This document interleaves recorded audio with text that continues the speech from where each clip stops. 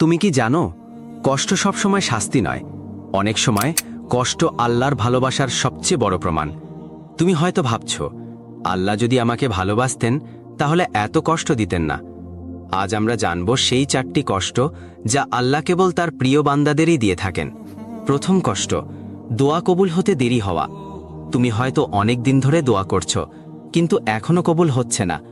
তুমি হয়তো ভাবছ, আল্লাহ কি আমার দোয়া শুনছেন না? কিন্তু সত্যি হলো, তিনি শুনছেন, শুধু তোমার জন্য উপযুক্ত সময়ের অপেক্ষায় আছেন। আল্লাহ চান তুমি ধৈর্য ধরো, আরও বেশি করে তাকে অনুভব করো। তিনি চান তোমার হৃদয় শুধু তার কাছেই নরম হোক। দ্বিতীয় কষ্ট, ঘন ঘন পরীক্ষা। জীবনে একটার পর একটা বিপদ আসছে, চারদিক থেকে হতাশা তোমাকে ঘিরে ফেলেছে। এটাই আল্লাহর ভালোবাসার প্রমাণ। ঠিক যেমন আগুনে গলে সোনা খাঁটি হয়, তেমনি কষ্টে একজন মুমিন পবিত্র হয়। আল্লাহ যখন কাউকে ভালোবাসেন, তিনি তাকে বারবার পরীক্ষা করেন, যাতে সে আরও পরিশুদ্ধ হয়। তৃতীয় কষ্ট, প্রিয় জিনিস কেড়ে নেওয়া। তুমি হারিয়েছ ভালোবাসা, কাজ, অর্থ কিংবা কোনো মানুষকে। হয়তো ভাবছ, কেন?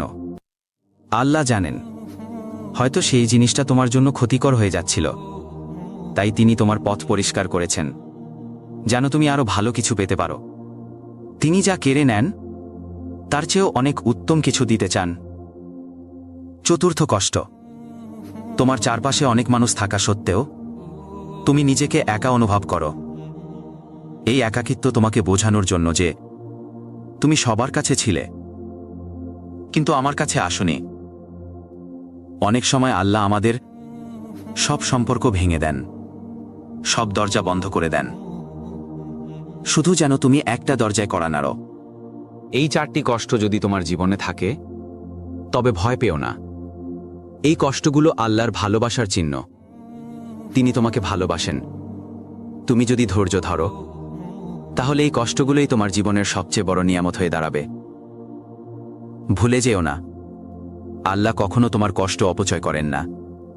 তোমার কান্নাও তার কাছে খুব মূল্যবান। আল্লাহ তোমার সব কষ্ট সহজ করে দিন। ভিডিওটি কেমন লাগলো তা কমেন্ট করে জানাতে ভুলবে না। আসসালামু আলাইকুম।